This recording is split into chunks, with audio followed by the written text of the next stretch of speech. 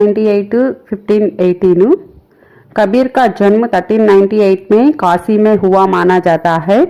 गुरु रामानंद के शिष्य कबीर ने 120 वर्ष की आयु पाई।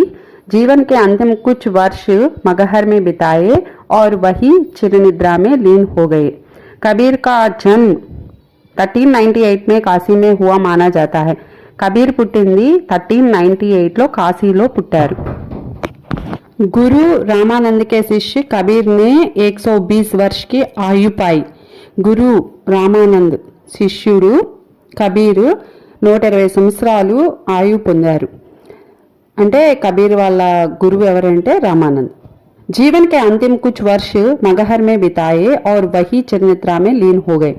जीवन के అంతిమ కుచ్ వర్ష్ జీవితంలో ఆయన చివరి రోజుల్లో, అంతిమ కుచ్ వర్ష్ అంటే చివరి రోజుల్లో మగహర్ అనే ప్లేస్లో ఆయన